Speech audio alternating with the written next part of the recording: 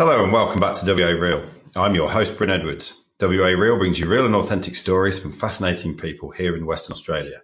Stories to inspire and guide you to take action to be all you can be. Today, my guest is Daragh Grier. Born and bred in WA, Daragh, trained as a chef and patissier, created the wholesale and retail patisserie business Mason Perry with his wife. Then in 2008, they sold the business and took a couple of years out to focus on their growing family. It was during this time that their eldest daughter, Hannah, showed signs of gluten intolerance. Being unable to find a decent, properly fermented sourdough loaf provoked Daragh to make his own for his family. It was from this event, through a market stall, that led to the opening of the hugely popular Wild Bakery in South Fremantle in 2013. Daragh, welcome to the show. Thanks, Bryn. Thanks for having me. So you grew up in Western Australia. Yeah. One of the questions I like to ask my guests right at the start, because it is called WA Real, is what it was like growing up here in Western Australia, because I only moved here. Yeah, I understand. 7.5 years. I came here as about 6 years old, and Where from? spent a few months in the city, and then headed off to the country. I was actually born in Ireland, and no accent because I was so young. Nobody ever picks it. Apart from the name. Yeah, the name sets it off. But Yeah. everybody in Perth or everybody in Australia is from somewhere. Yes. Only by the smallest of generations, you know. So I find that it doesn't matter who you talk to, they're from somewhere else. Eventually you dig into it and you find out that they are. Yeah. So yeah, it was great. I lived the perfect childhood. I lived in the country, ran feral every day, lots of good families, country, community. You know, you couldn't pick a better life to live as a young lad. So my growing up in WA has been as good as it gets, I think. Yeah. So, yeah. Were you ever tempted to leave? Yeah, I left for about 7 years. Yeah. After I'd finished my apprenticeship and training as a young chef, I thought, right, well, let's go out and see the world. So I did. I travelled off, worked in London, visited the Middle East before I had a brain, and just did a lot of travelling. Travelled around Australia, drove a little Subaru. I can't remember which model it was, but it was a small car, and pretty much drove it anywhere and everywhere around Australia until it almost died on me. And then I decided to sell it and flew back to Perth for a wedding. And I just worked everywhere I went. So just continued to learn and follow food and follow my interest in food and, you know, in the places that I visit. Where does that interest in food come from? It comes directly from the farm, like from not you know, growing up with, you know, sheep and all that sort of stuff, but I think actually being the youngest of five, I'm the last one out of bed, or perhaps just the slowest to get out. Everybody's gone and I'm stuck, and I'm like, oh, what do I do now? So I'd spend the day with mum, and she would be the traditional country wife. So we'd be doing a lot of cooking, making jams and that sort of stuff. So without really noticing it, I was getting a lot of food exposure at a very young age on quite a regular basis. So and sort of serving a pre-apprenticeship, if you like. Yeah. And so it was a logical progression to go into being a chef. It wasn't really, because it wasn't conscious. I didn't know that that's what was happening. It's only an adult person that looks back and goes, that's what happened. Yeah. I think at the time I did a cooking class or something at like the age of 12, and for some reason, I do things the opposite to the norm, if you like. And all the boys couldn't do it, and the girl could or couldn't. Maybe it was the other way around. And one of them, the young lady in the class, commented to me and said, "Gee, you're good at this." And I'm like, making a lasagna or something. I've never made it before in my life. I'm like, okay. Tucked that away into the back of my brain.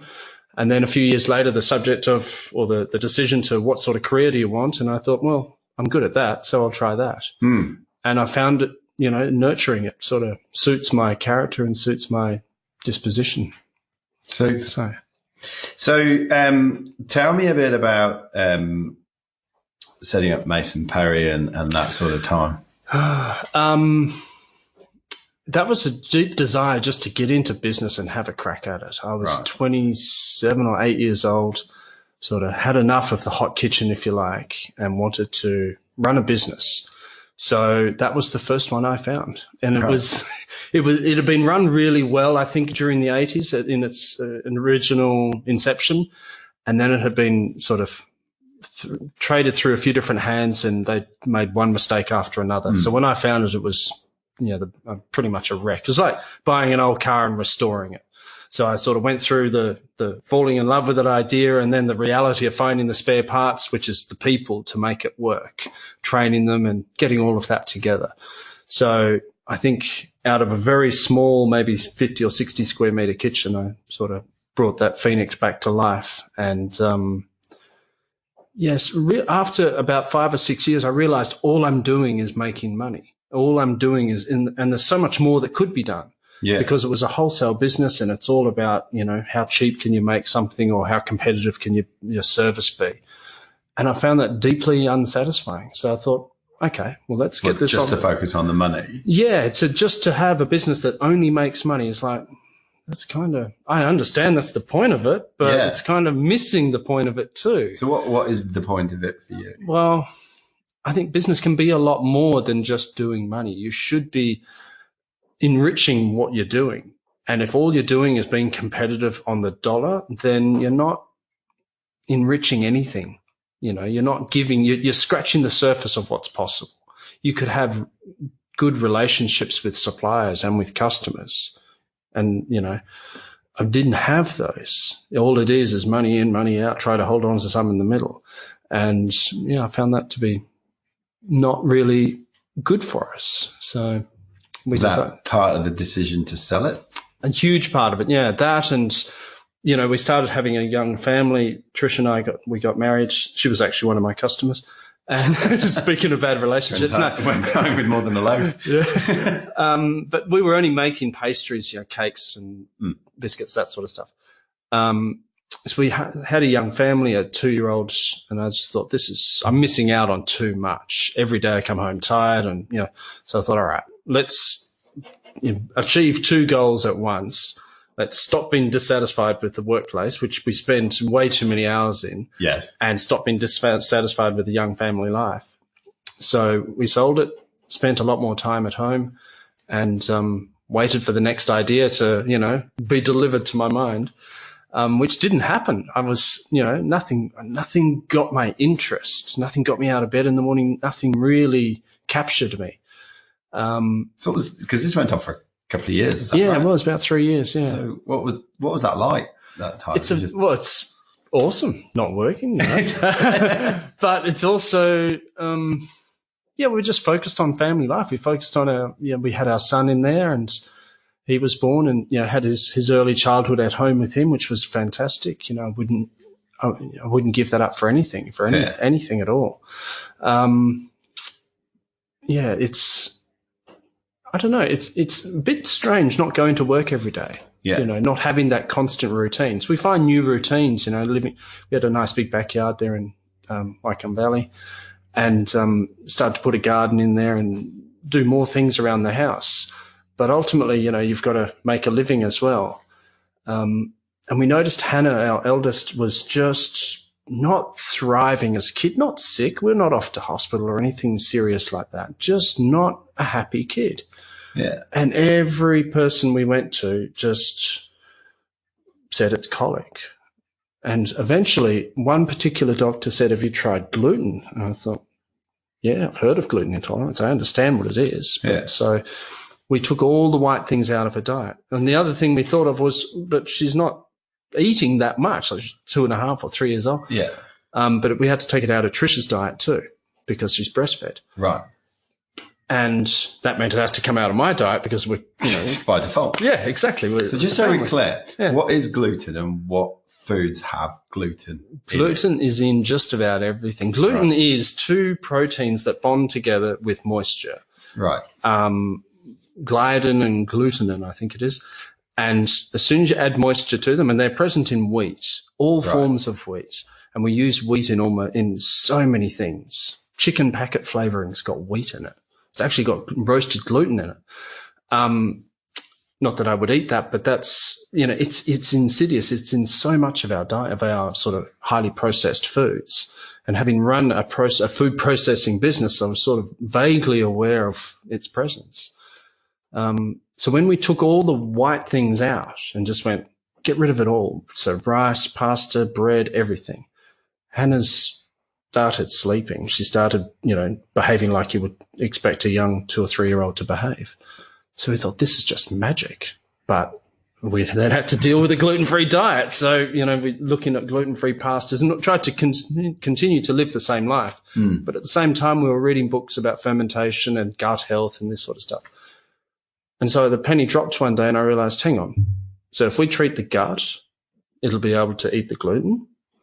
It'll be able to process it a lot more efficiently. And then we sort of realized that it's actually a combination of everything. It's no one thing. There's no magic pill to a good diet. It's lots of little factors. So we wanted to stick to what culturally worked so that it's not overly jarring and not a diet, but we wanted to change our lives so that it would be something that we'd sustain forever.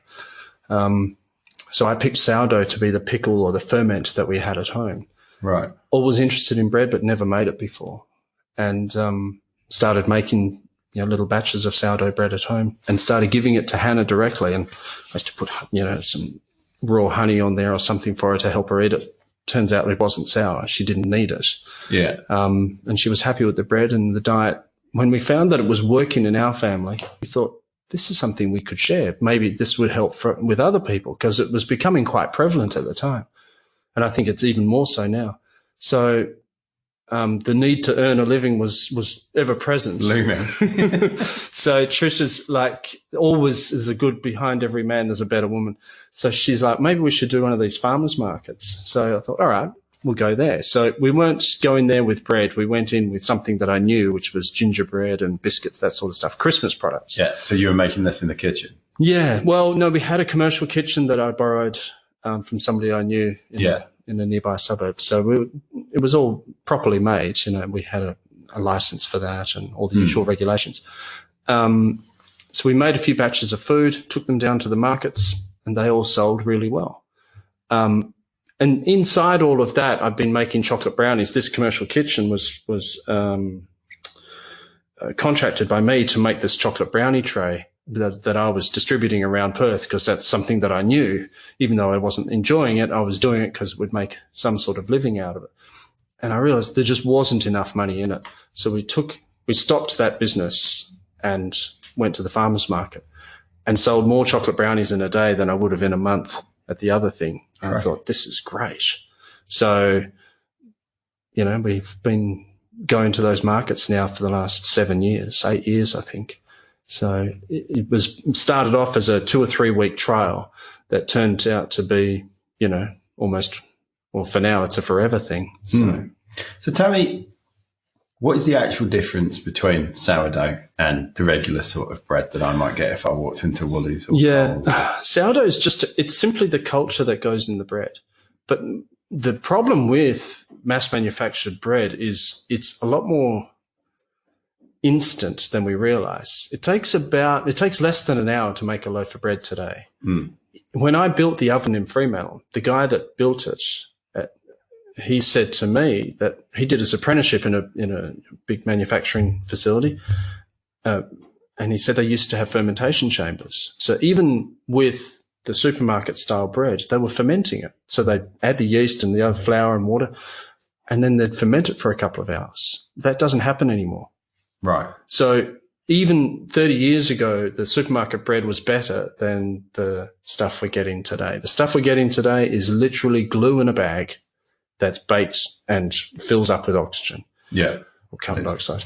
It's smashed out to meet a consumer. It's smashed out for that very same thing that I didn't like about Maison Perrier, that to meet a demand at a price and service that is ultimately unsatisfying. And there's no value there present for the customer because they are now buying stuff that doesn't nourish them. It stops the pain of hunger going. It gets that to go away, but it doesn't nourish. And that sows the seed of how a little bakery like Wild can be successful because ultimately nourishment, it manifests in bad health. So,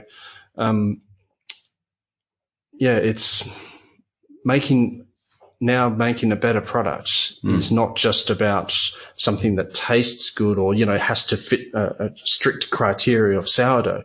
It also has to be good. It has to, otherwise it's a false, it has to, but it's a false thing that you're selling if it doesn't meet every marker. And for me, a diet should be a lifestyle, not a diet. By definition, people go on diets, they means they're going to come off them. And so when we started out, we wanted to do something that would last forever. So we started eating sourdough bread because, well, we never want to stop. If it's the right thing to do. If it's the wrong thing to do, get it out of your diet. So it has to meet all the criteria. It must be satisfying to the mind, to the gut, and to the body. And if it doesn't taste good, like if you eat and just go, oh, this is horrible. I know it's good for me, but it tastes like rubbish. then you won't do it. You won't continue to do it. Yeah. Eventually you'll be like, I've just had enough. Whereas if it does taste good, then it doesn't become something that you hate. It just becomes something that you do. So, or even that you might look forward to if you're that way inclined. Yeah. I mean, just so we're clear with the listeners, I've been a customer of yours for over 18 months now. Thank you. And it's just taken the morning toast routine and my daughter's sandwich box to a whole new level. And, I go swimming, like I said before, and I take my bread with me and go and toast it. And it does. It's very nourishing. It feels great. I don't feel bloated. I don't get a nasty sugar rush off it as well. Yeah, I think I had a lot of customers at the beginning. When we opened Wild, it's in a very awkward location, side street, literally no sign at all. The sign now is much better than we had. And when people would come in and they'd look at me straight in the eye and go, what are you putting in this bread? I'm like, well, I can't afford cocaine, so you'll have to go to around the other corner for that. I'm not putting anything in it. It's what I'm doing to it. And they're like, well, what are you doing to it? I said, letting it sit around for a while before I stick it in the oven. Letting it ferment, letting this really magical process, this fermentation take place where, you add water to flour. If you just leave it, it will naturally ferment at the right temperature. So we coax that along with a little bit of salt and better temperatures until it's ready to go in the oven. And that almost without getting too much into the science of it, it pre-digests the food so that by the time humans eat it, it's already broken down. A lot of the gluten structure that's present converts to amino acids at about 150 degrees in the oven. So it is a much easier food to digest if it's fermented properly. So you could take a supermarket loaf, get rid of some of the garbage that's in it, and ferment that, and not end up with the same product, but certainly end up with a product that wouldn't be detrimental to your health. So a lot of the customers were saying, we're amazed that after 15 or 20 years of having no bread in their diet, suddenly they can eat bread again. It's like being let out, like taking a dog to the park and letting it off the leash and they can run wild with it again. Pardon the pun there. So, there's a real sense of freedom for customers to be able to eat it and feel good again. So that was kind of what we were thinking when we first made it at home and thought, this works. Let's share it. That's how business can be a richer experience than simply making $1. You can share your knowledge, you can share your love and your joy of something with people, and then they can get the same benefit that you get. So I think that hopefully that helps your question from there. So how did you go from making it at home to, well, the first step would be taking it to the market stall, wouldn't it? It's tricky, isn't it? Because every person who ends up with a business really struggles with that. How do you do that? How do you traverse that gap? I started the market stall. It's quite a funny thing because literally everything I started with was borrowed from somebody. I even used gaffer tape from my neighbor, Nick, who was the first person I met in the farmer's market, because I was missing a piece of the pole to hold up the tent for the stall. So everything was borrowed. The tent was borrowed from some family friends, and the tables were my sister's. The whole thing, it's just you ask people for help. You say, hey, can you do this for me? It might not be a big thing, but you've got to be prepared to say, I need something. I want something. Would you mind? And hopefully people say yes. And there's enough people saying yes just to get that one stall going. And then we turn around and go, okay, well, we actually need a proper kitchen here. So after a period of time, we're able to save up enough money to build a kitchen there in South Fremantle to stand on our own legs, if you like. But a lot of begging and borrowing, I think, is the solution to that problem. So it was selling the bread as well as the other stuff at the market, which almost seed funded Yeah, it does. But it also market tests it without being too poetic about it. It really gives you a sense of, do people want this? How was it received when you first? I was quite blown away, actually. Humbled, I think would be the word, because you've got your own personal interests, and you never in your wildest mind think, that 1,000 people out there might be interested in this. You think a few might, sure, but not thousands. And then you start to do it and share it, and you realize, these people are crazy for this stuff, like really, really enthusiastic. And there was, I don't know, that constant testing. Every time I bring out whether it's a loaf of bread or a new croissant or biscuit or something, bring it out and people would try it. You get immediate feedback. On the day whether it was the right direction to go with something. Quite a few things, get rid of that. That was a bad idea. And that's part of the process. But you're really road testing it as you're going. So by the time we run the markets for 2 years, we had a very well-refined range of products that we put into the store. And from day one, we knew there's a market for this. We just have to be patient and allow that market to find us. Right. So was that patient once you had found the location in South Freo? It's a patience in everything, I think. Patience to find a spot that will work for you, both, in terms of infrastructure and location and affordability, but also patience as in once you've got your door open, they have to find you. You might not necessarily have the dollars for a big advertising budget or a big campaign, so you have to be a bit, you have to think outside the box and go, well, how are we going to get the word out? So blow them away with quality. That was my strategy. So I was militant with the few people that were willing to work with me. Nothing would go on the counter that wasn't absolutely perfect. Yeah. If it wasn't even close to perfect, I'm sorry, that's not going to be sold. Yeah. The cost of a few ingredients far outstrips the value of a reputation. And to this day, now I don't have to do that. I'm no longer the gatekeeper. I have a whole bunch of gatekeepers down there. And pretty much the mantra is, if you don't want to impress your mum with it, don't impress someone else. Oh, I like that. I stole it from Tom O'Toole. It's okay. Yeah. So how did you find the spot in South Freo? Just constantly looking. That was a seafood processing plant, actually. So it was advertised just on one of the local social media site or website, real estate site, I'm not sure. And went and had a look. The real estate agent said, here it is. I said, there's a wall there. He goes, well, you could cut a door out there if you want to. I said, okay, we'll do that. We actually planned to put a retail store a few hundred meters or half a kilometre down the road. And we got the kitchen and we thought, we'll have the retail store there and we'll put a small sort of the storeroom. We'll use that. We'll do a few sales there. We never really imagined it would become a proper, it was always supposed to be a retail site, that little storeroom, but never to be what it is today, where people are, politely queuing around the corner for their turn.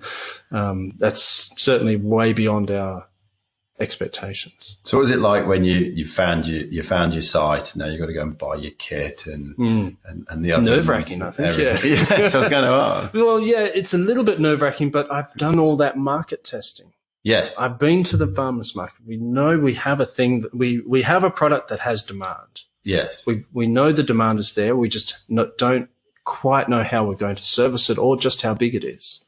Yeah. So I did a lot of research and looked at other bakeries, how they're being built, and wood-fired ovens was always the big argument. There's the protagonists of it, and then there's the modern technology. I thought, well, what do we do? So I had to just stick to my good old business brain, which was, well, which one is practical?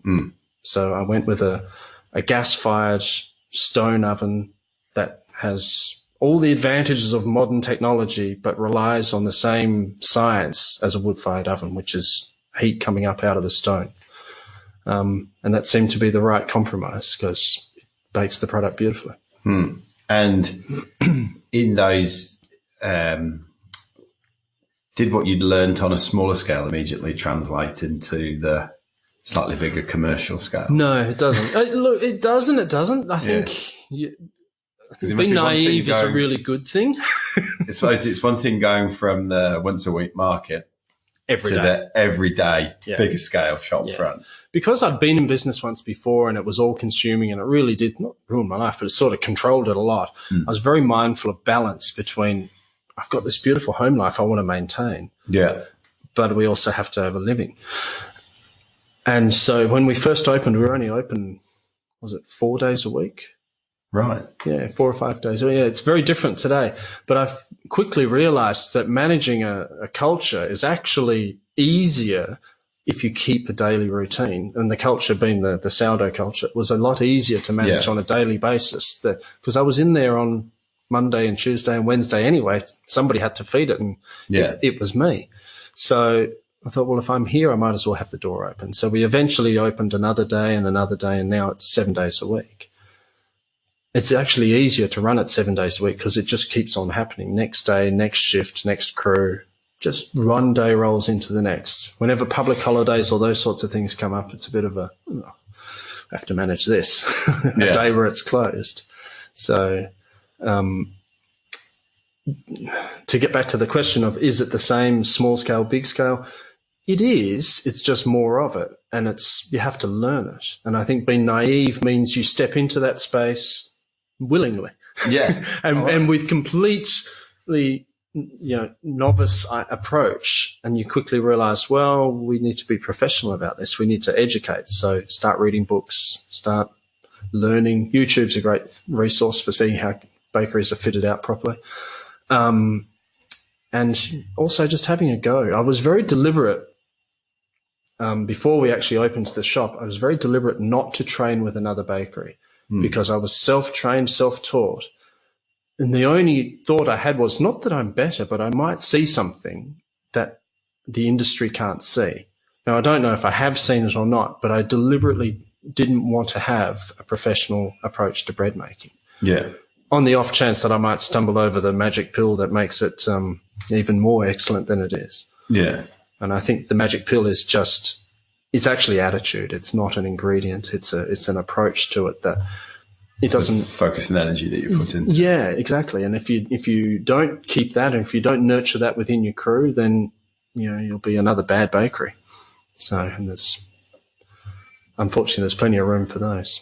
So what were the early days like in terms of reception and waiting for that market to come to the door?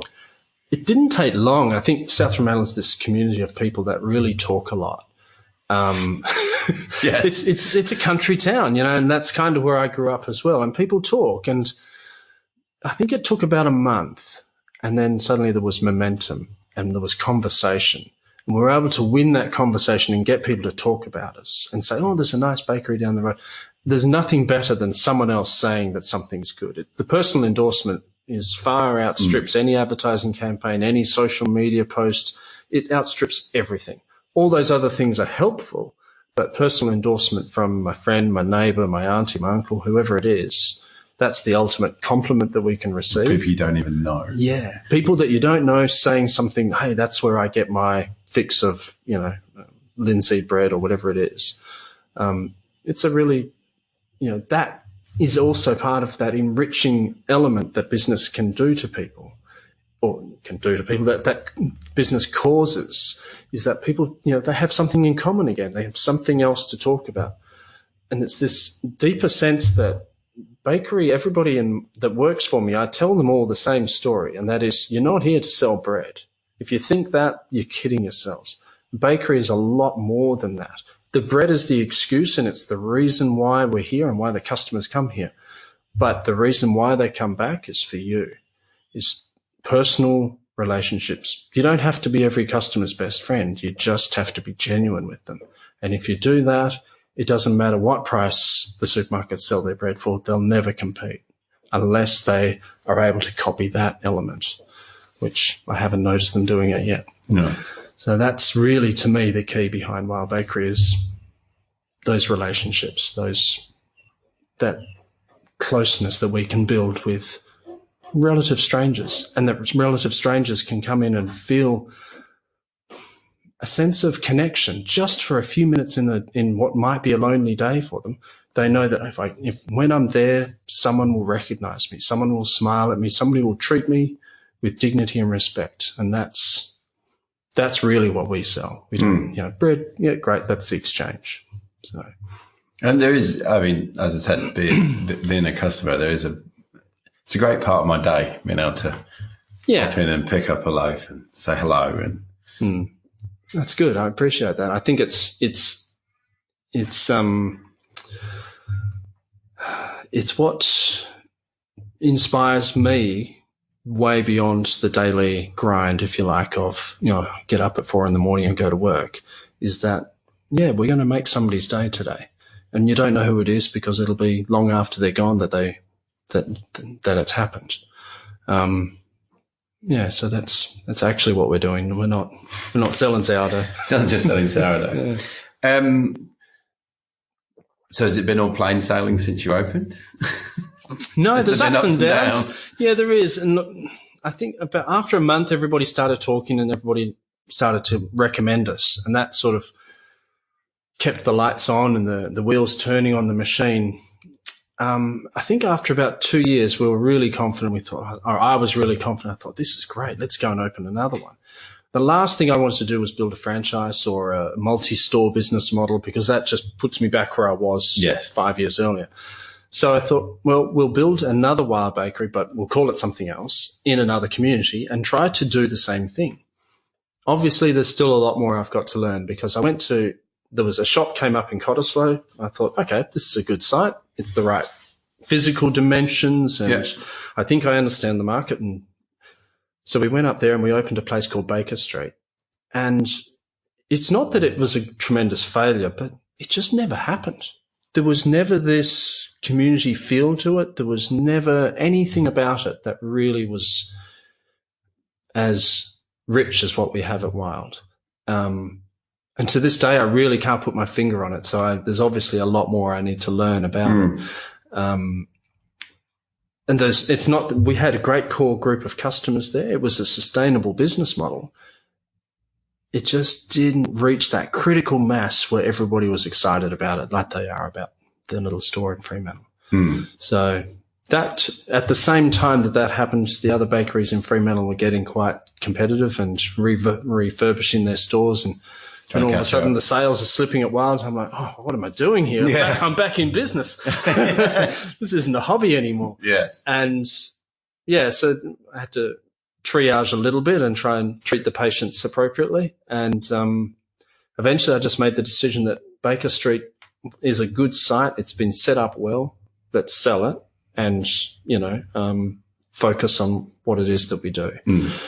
And not long after that, I seem to have stabilized my staffing structure and really get that under control. And it's been not smooth sailing. There's never anything such as that, but a much more comfortable journey for me. And I think when I'm comfortable and settled, everything sort of reverberates out from that. Everybody's calm, both customers and staff and even suppliers are all a lot calmer when the person at the center of the storm is calm. Is able to, accept whatever's coming their way. Yes. With comfort. Where did the name Wild come from? It's about the sourdough culture. Right. Yeah. We actually started the business in the farmers market. We didn't have a name at all. There was never a sign up. But I eventually printed a sign called Brioche Bakery, which was really nice. We asked about 4 people and they said, yeah, that's a good idea. So that seemed like a market tested product, a brand. But I just wasn't really big on branding and signage, and I was more focused on being a chef and looking at the food and is it right? Is the customer happy? Is the price right?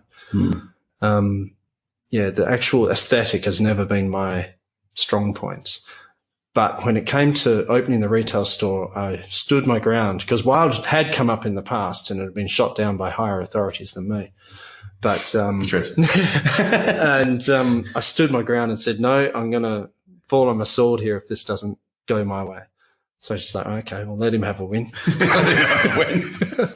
But Wild actually is the culture that happened. It's the wild yeasts within the sourdough. So for me, there was an important connection between the name and what we're trying to do and how that's trying to affect our human health. most people wouldn't make that connection. Only a bakery nerd like me would. So Yeah. I think there's probably half a dozen out there like that.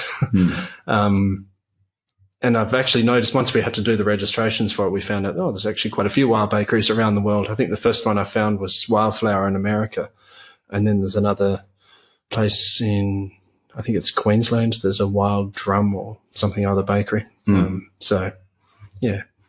So now you've expanded out beyond bread. There's cakes and there's savouries. You can get a coffee there. Was that gentle by bit by bit? Absolutely. Very deliberate. Don't do more than you can do. Don't do more than you can control. So just bit by bit, and also people by people. You know, I meet someone, these are the skills you've got. Oh, okay. I could use one or two of those. So, you know, when I found someone that could make coffee, let's get a coffee machine. You know, it's kind of letting it become an organic development rather than having a strategic plan and saying, right, after a month, we're going to do this. And after 3 months, we're going to do that. It's a far more hippie approach. Whether that's good or not, I'm not sure, but I think it's a matter of playing the cards that you're dealt and going, I can play with those. I can make a hand out of that. And not really worrying too much about how does it look or anything like that. Just worrying about, is that core value still there? Is it still the value for the customers and for the business? Is it still sustainable, that balance between the two? And if it is, then it's a good decision. I think at some stage I've come up with this idea that because it nurtured our family in the beginning, the bread, I thought, well, if it's nurturing us, I want to share it with others. So now whenever I've got a decision to make, that's the question I ask myself is, would I do this for my family? And if the question to that is yes, then it's a no-brainer. It's a very simple choice then. It doesn't matter how hard the choice is or what the decision is. It becomes very simple, yes or no. And then you have to go through the process of whatever yes, the implications are. So always coming back to a very simple question is, to me, the key to not treading on too many landmines. Yeah. So what does the future hold for Wild Bakery?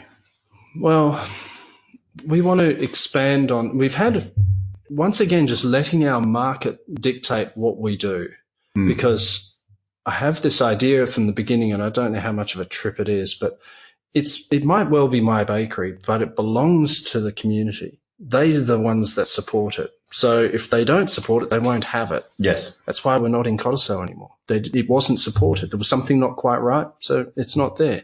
So when the community says to us, hey, we want to learn about how to make sourdough, okay, well, I'll teach you. And people are like, but you're going to lose customers. Okay, I'll lose customers. I'll actually teach people how to make bread. I actually think it'll give me more customers. Yeah. Because I'm giving them a deeper understanding, and perhaps they'll understand all the effort that goes into it and they'll go, to hell with it. He can make it himself. I'll go to Darren, mate. Yeah. So we started doing a few small baking classes a couple of years ago, and we just are too busy and don't have the right infrastructure to do it where we are. But it would be good to offer that in a new site. So we looked around at other sites to relocate the bakery to, and we found one, I kid you not, about 200 metres away. There's a building there that seems to suit all of our criteria as far as access and all those sorts of things, and space. So now we can not just sell loaves of bread, we can teach people how to make bread. So you could come from another country and we'll teach you. You could be an industry professional. I'll show you how it's done. Get into the kitchen. We'll show you how it's done properly if you want to make it on a big scale. If you just simply have a hobby at home or live in a remote location and you want to make this, great. We'll show you how. So teaching people to make bread will add a new level of understanding to the bakery, and it'll add just a little bit of interest as well. Like, what's going on with that group? Yeah. You know, when people are in there, it's now they can, forever they've been able to see where the bread's baked, but they don't actually see the process because it's behind a labyrinth of doors that you just can't get at. Whereas if we relocate it, we can design it so that we can be a bit more transparent about where are the ingredients. Like this chef's table idea. Yeah, exactly. And hopefully if we can bring that to life, we'll enrich everybody's experience of what going to Wild is all about. So beyond doing that, you get adults who want to do that, but it's also, for me, we're a family business, so we need to teach kids. And as much as you might need a cattle prod to do it, we've market tested this once again. We did a group in Cottesloe. We had a big space, so we did a few kids groups, and it was great. I mean, it's, oh my God, bring some earplugs and a good cattle prod and you'll get the job done. Yeah. But it's good fun. There's a real energy around young kids, around 4 and 5 and 6 years old. They'll throw flour all over each other, and who cares? Yeah. You know, they'll scream and yell, and they'll also listen. If you can get their attention, even if it's for 30 seconds, you've got them. And I think if we can get young kids at a young age interested in healthy food, that sets them up for a lifetime of curiosity and a lifetime of good eating habits. So that's probably one of the things that gets me the most excited about the next phase of the bakery. Is we'll continue doing what we do, but we want to add another level of richness to it. So teaching, sharing knowledge, I think, is the next phase. So what is it about bread? I don't know. It's in everything. It's a nickname for money, isn't it? Dough, making dough. Yeah. It's in our religions. It's everywhere. It's a strange thing that we can make grass edible. You know, like we harvest grass seeds, grind them up into flour, mix them with a bit of water, ferment it for a while, bake it in an oven. It's a long process, and yet we're eating grass. I don't know what it is. It's very earthy. Yeah, it really sort of brings us down to earth, and really, I think when you share things with people, when you share food with someone, you have a special moment with them. You know, that old saying of breaking bread is, you know, I think it's very primal, a bit like a fire. Everybody's drawn to a fire. Like, I live in the hills now, and you know, this time of year in the middle of winter, everybody's burning fires outside to get rid of the bushfire to keep the fuel load down. And all the neighbourhood comes out. I was on the weekend, we were burning a lot of leaves and leaf litter in the bush. Kids come running around. My neighbours who've been away on holidays come over. It's the same sort of thing, just draws us in and creates conversation, creates community. So maybe that's what bread does, is it creates community. I like that. So what have you learned about yourself in this journey? I'm not a patient man. I need to be a patient person. I don't think there's any one thing. I think you keep on learning little things about yourself. Yeah.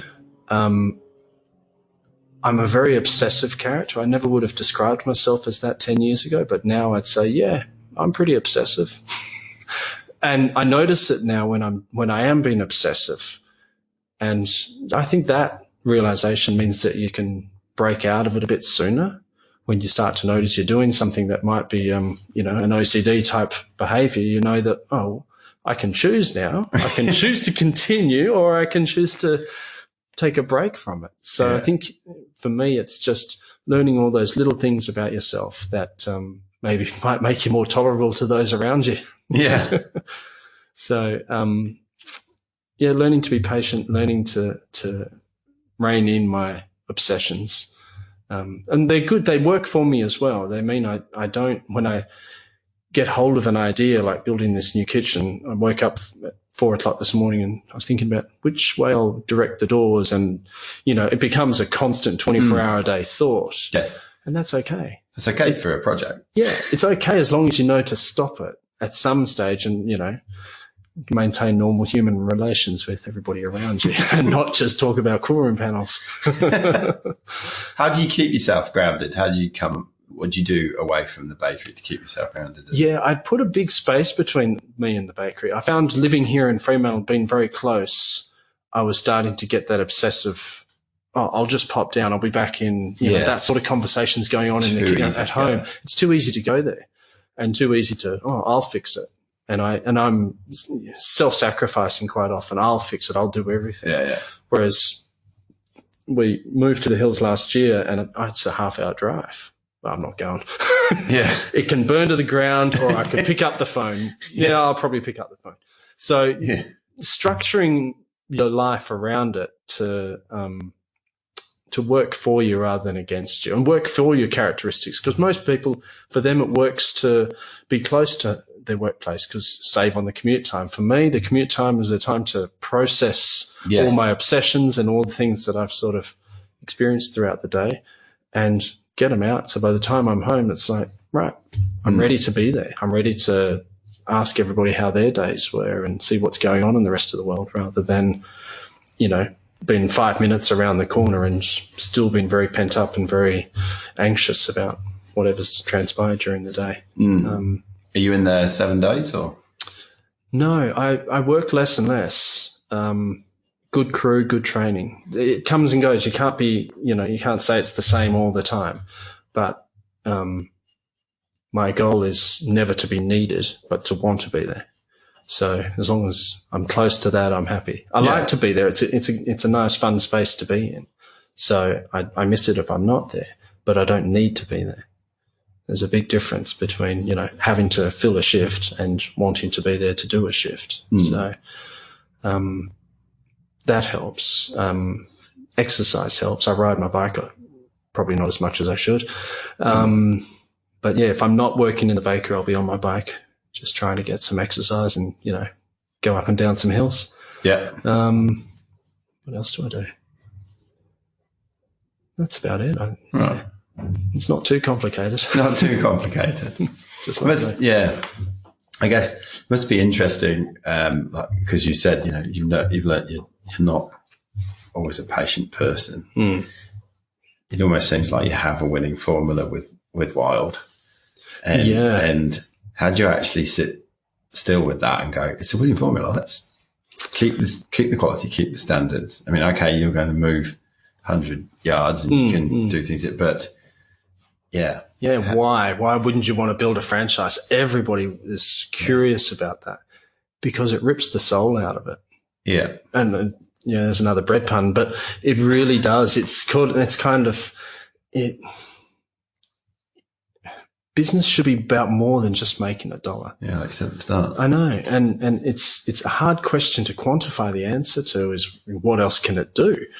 But surely it can do a lot. Like one of the things that we want to do with the new store is we've got this beautiful space there, and can't we help people raise money? Couldn't we do, like, I see these sort of junk food fundraisers because that's all there is to choose from. And we use these junk food companies, and we call them junk food because they really are bad food, to sponsor sporting events. Don't get me lost on the irony in there. Yeah. And it's simply because there's no other choices. Those businesses are filling a gap and a demand. And I think, well, maybe mine could. Not because I want to make $1 out of it, but because it could just be a better fit. Promote a sports club by telling them, hey, come here, bring your network of people, and there's no hire. Pay for the ingredients and that's it. I don't want to make $1 out of it. What I will get out of it is I get to look good and I get to all your network get to know about us that they might not otherwise know. But more importantly, you have another choice in your fundraising arsenal of decisions. You can pick this or you can pick the other things, which are probably not such good nutrition choices. Yeah. But still not answering the fundamental question of why wouldn't I want to replicate it? Because I don't know. I don't think money is important. Are you quite settled with that? I think so. It's a hard one. Look, it is difficult because we're greedy by nature. I think humans will always want more, though, squirrel away another nut sort of thing. But we just have to realize that when you serve others, you're happier than when you serve yourself. And I could build 100 stores like this and I'd be serving myself 100%. Would I be happy? Would the people around me be happy? Would they be satisfied? Surely the better thing to do is to realize when enough's enough and then to turn around and say, well, how do I make it good for you and the other person? How do I help everybody else achieve a sense of equilibrium? And hopefully by doing that, I might notice that mine is staying quite centered and quite balanced. Yes. So I think it is hard. You can't, temptation's always there to want to be bigger and better. But yeah, you can say no. It's not the end of the world. If you could go back and have a chat with the Daragh who's probably finished He's 7 years in the kitchen and he's about to come out and wants to create a business, and give him a piece of advice, what would that be? Do you know, gee, it's a tough one, isn't it? You can't, it's a great hypothetical, but it's, I originally wanted to build a retail store. I just couldn't afford it. Right. So I would say be more patient. That's pretty much it. Just, no, yeah, there is, isn't there? Just there's something else. There's another way. Yeah. Not the traditional way. Almost as though I now know that what works for me is anything that's not been done. If something's been done a particular way, don't do it that way. And that's what'll work for me. It might not work for anybody else, but I know that being counterintuitive is my fit. Yes. So I would probably say that to myself. Don't copy. Find your own path and do it. So, yeah, that's my advice. Superb. And finally, for anybody else out there who wants to go and, I don't know, create food and sell it, and do you have any advice for that? There's no formula. There's no, I hear people, whenever I hear someone say my passion is food, my eyes roll into the back of my head and I fall asleep. Because if you have to tell me it is, then it's not. And if you're telling yourself it is, guess what? It's not. It's there. It's present. And if the person that you're trying to communicate with doesn't notice it, then it's not there. Get in tune with that, whether it's actually your passion or whether it's, some, hyped up media sense of it, of its importance, is what's driving it. I think really hard for us to filter out signals that come through, all the different media outlets and in our lives. We're all told to want a lot of things, a new pair of shoes or whatever. Do you really want that? Is that actually going to make your life richer, make your experience of the world better? Try to get in tune with that rather than, get in tune with what really works for you. And come from that place. Yeah, rather than I want to look like that, which it's just not a good place to come from. It's not healthy.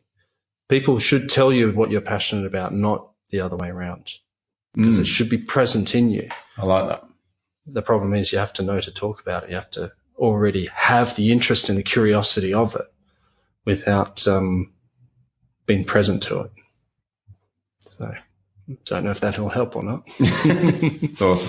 Daragh, it's been awesome talking to you today. It's fantastic to hear the story behind the bread that I so enjoy. Thank you. Going, and I enjoy my ritual every couple of days of coming in and I always like the try me bits on not my best idea, but someone else's. Yeah. But since then, I've gone home with a couple of cakes, which I never thought I would have done.